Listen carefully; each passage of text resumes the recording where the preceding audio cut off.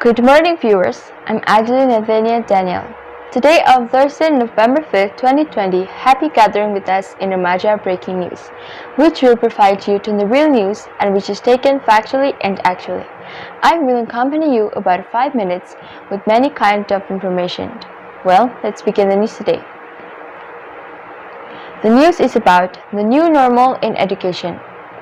With the start of the new academic year in July just around the corner, educators and policymakers just have to be prepared for the new normal for the 44+ million students across the country. In light of the joint ministerial decree by the Education Minister, Religious Affairs Minister, Home Minister and Health Minister announced on June 15, 2020 regarding the school reopening during the pandemic. Schooling practices need to be reimagined and reshaped to prevent a possible second outbreak. Lessons learned during the current school disruption should drive educators to change their perspectives and practices. Reshaping schooling perspectives and practices should deliberate on the why, who, what, and how of education. It is true that the current pandemic and concern over a potential second outbreak have disrupted traditional schooling practices, but the why of creating the new normal should go beyond the current pandemic and delve deeper than fear of illness. Reimagining a new forms of education may open doors for more equitable quality education for all young Indonesians. Despite all the COVID-19 maladies, the pandemic disruption has brought awareness to new possibilities in reviving our education system and in ushering young Indonesians into the future on a more level playing field. The impetus for capitalizing on the demographic bonus toward the Indonesia 2045 vision has collided with the reality of economic and geographical disparities. The current school disruption has amplified education inequities across socio-economic classes and regions. This prevailing concern can hopefully give rise to renewed initiatives by education stakeholders to transform schooling practices and create equal learning opportunities for all. First things first, the who of education are entities that need to transform themselves. The learning from home mode has abruptly changed the roles of teachers, students, and parents. The need for autonomous learning requires that teachers shift to be designers and facilitators of learning instead of the sage on the stage.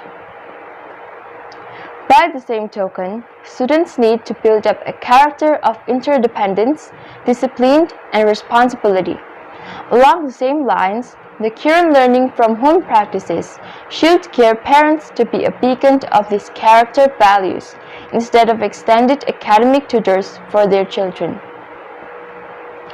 In the name of efficiency and system for the masses, the education enterprise found it impossible to meet such diversified needs of the learners.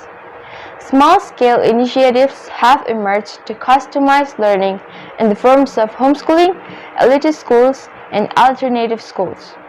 While their success stories should be applauded, scaling up the best practices intended for the privileged few to serve the 44+ million is a utopian endeavor.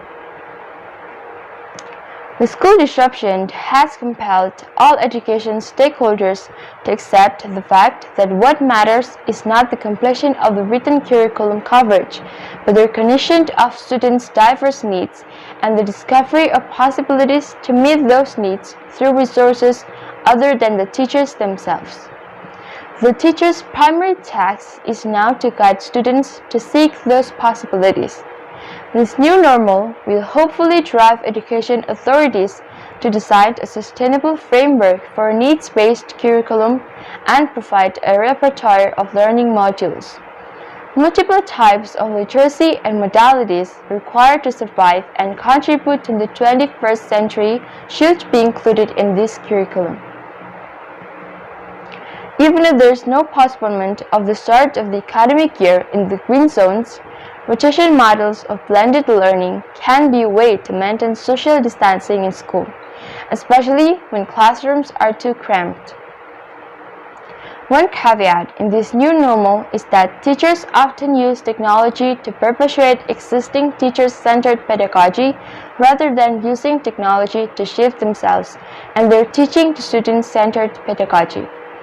Therefore, professional development is a continuing need for teachers, not only to learn the skills, but also to integrate the newly acquired skills into sound pedagogy. Well, viewers, that's all in news today. If you have some critiques and suggestions, please visit us in www.remajabreakingnews.com. And for the wise word today is, do the best and don't think to be the best. Finally, I'm Adeline, Nathania, Daniel, and to all of crews of Remaja Broadcasting TV, we say stay healthy, see you next time, and goodbye.